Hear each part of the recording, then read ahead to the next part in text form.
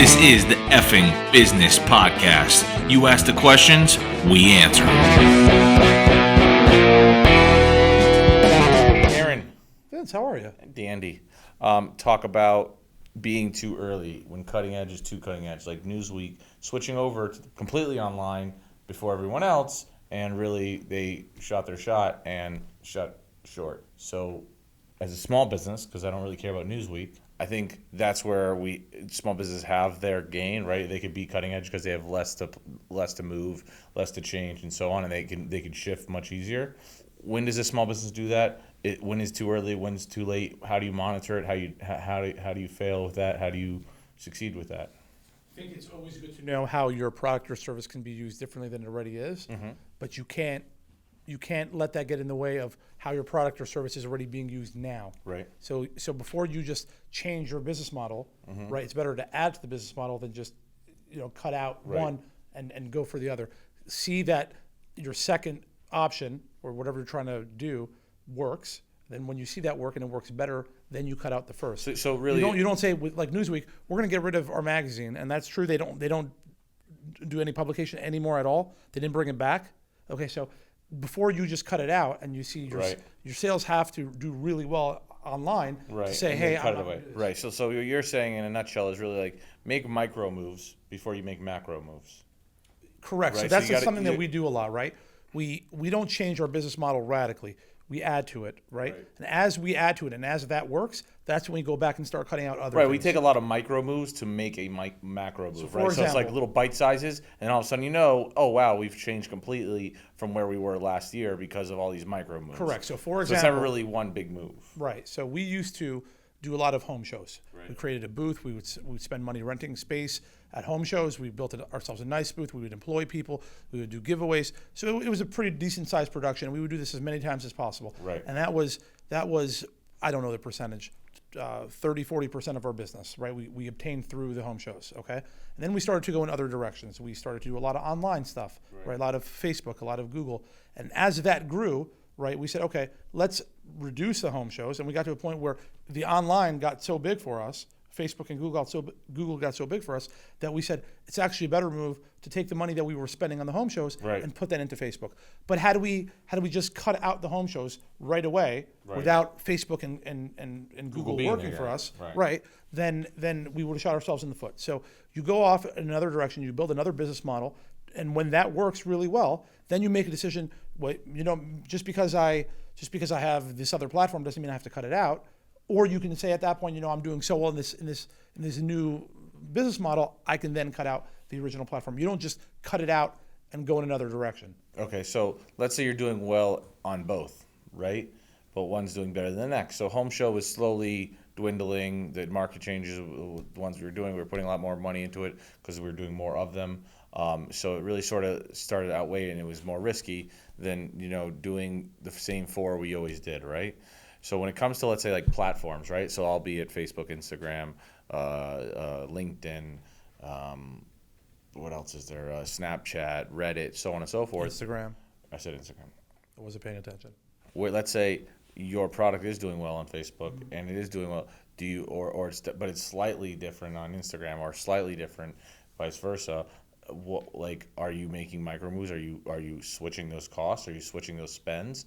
Are you just saying, let's increase on both on the same level, because they're reaching different demographics and different people? I think you're always R&Ding, research and developing, right? So you take a very small portion of your budget and you try it elsewhere, right? Because things change and you want to stay ahead of those changes. And by testing out these changes, and this is actually what you sold me on in the first place to make these massive moves to online, to what ended up starting our own marketing company. You said that we can get there first. We can test out those markets before everyone else does, right? We can do it at a lower cost. If it works for us, great. We can grow with it. If it doesn't work for us, no big deal. It didn't cost us a lot because the space didn't cost a lot of money, right? You have to test. You have to use a small portion of your budget constantly to test these platforms. And as your business grows overall, you can grow these platforms. I think you're getting to the question, or your question is, do you do one or the other? And that's what it came down to us with the home shows. We felt that the manpower, the cost, the inability to track the results as well as we can on other platforms wasn't worth it. Let's put that money into a platform that's really growing well for us and grow that even further. And that's right. what But we did. I'm talking more on a micro level, right? So like where you have people who have successes at both, right? Where home show, the success was somewhat dwindling, so it was more easy decision. It was an easier decision to say, let's cut home shows, take that budget, move it over to Facebook or Instagram.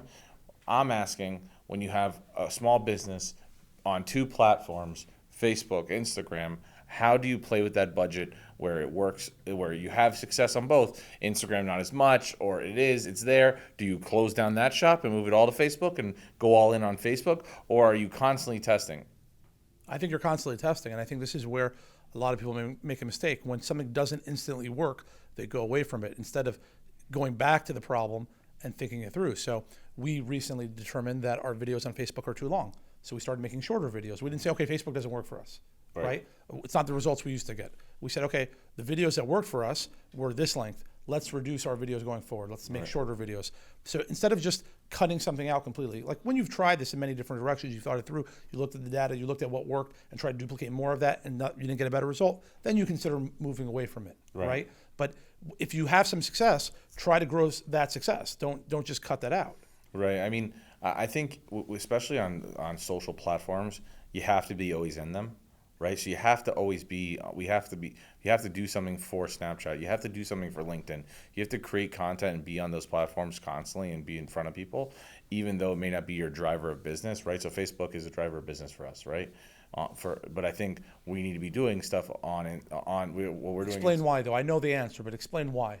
Because if you're not creating content for those platforms, there's no way you can test it all. So let's say that a platform like Reddit or the next up and coming social media platform comes up and you are late to the party. Your testing will cost you more because now more people are on it. Right. So now what people are testing? Oh, let's try Facebook. Well, if you tested it 2 years ago, 3 years ago, 4 years ago, it would have costed you, $10 per CPM for cost for 1,000 views. Now it's going to cost you $40, right? So you see a lot of that right now with like Snapchat compared to Facebook or Facebook compared to Instagram. They're very close, but Snapchat to Snapchat you're at $20 at CPM, where Facebook you're at 45, 40, 50, depending on your market and so on, your demographics and so on. So you could have tested Snapchat at $3, $2, and you could have got the same amount of views for much cheaper and figured out, hell, I can do this with this kind of content. I can do that with this kind of content. There's another reason, though. The other reason is that the end user is in different places. Oh, no, right? 100% right. So like you may have a lot of people who you don't realize are heavily on Snapchat or LinkedIn or lesser platforms. And even that. But even their mindset. Correct. Right? Like you and I use Instagram differently. There's really only three things you could do on Instagram, right? You can look at your scroll. You can look at your stories. Feed, your stories. Or your search. Search. I spend all my time on search. You spend all your time. You spend all your time. So like on this tiny platform, you and I use it differently, right? So you have to create and place content in all the possible places that everyone will see it. Right, but even mindset, right? So like someone who's on Facebook, right, is a business person.